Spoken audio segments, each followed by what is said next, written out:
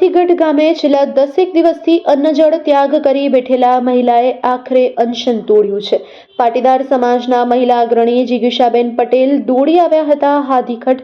જિગીશાબેન પટેલે પીડિત મહિલાને પાણી અને બિસ્કિટ ખવડાવી તેનું અનશન તોડાવ્યું હતું। ભાજપ નેતાના પુત્રવધુએ છેલ્લા 10 દિવસથી અન્નજળનો ત્યાગ કર્યો હતો અને તેમને ન્યાય નહીં મળે ત્યાં સુધી સસરાના ઘર બહાર રહેવાની પીડિત મહિલાની જીદ હતી।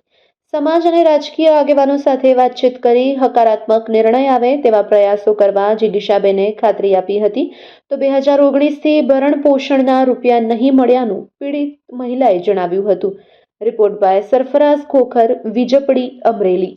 ગઈકાલે રાત્રે અમને 11 વાગે ફોન આવ્યો હતો દયાબેનનો, એટલે અમે આજે બીજા દિવસે એમની મુલાકાત માટે આવ્યા છીએ। અહીંયા આવ્યા પછી અમને ખબર પડી કે એક ઘરની મેટર છે, ઘરનો મુદ્દો છે અને ઘણા સમયથી બેન એમના પિયર છે, પરંતુ એક નાની દીકરી છે એટલા માટે થઈ અને જે કોર્ટે જે નિર્ણય કર્યો છે એ પ્રમાણેની કંઈક વાત છે, પરંતુ રોડ રસ્તા ઉપર બેસીને આ વસ્તુ યોગ્ય નથી એવું અમે બેનને પણ સમજાવ્યું છે અને 10 દિવસથી એ અંજણનો ત્યાગ કર્યો તો એના માટે અમે પારણા પણ એમને કરાવડાવ્યા છે।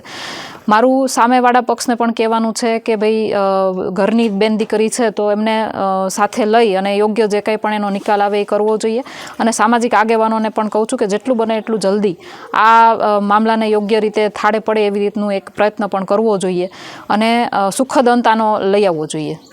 જિગીશાબેન સાથે મારે રાત્રે વાત થઈ હતી 11 વાગે।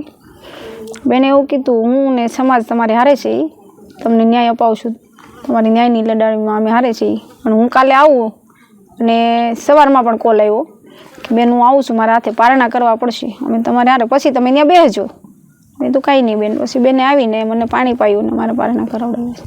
માંગણી એ છે કે બેન આવીને વયા ગયા છે, મને ન્યાય મળ્યો નથી હજી। જ્યાં લગી મને ન્યાય ન મળે, મારા સસરા સામે આવીને મને પૂરેપૂરો ન્યાય જ્યાં લગી નહીં આપે ત્યાં સુધી હું અહીંયા બેઠી છું ને અહીંયા બેઠી રહીશ।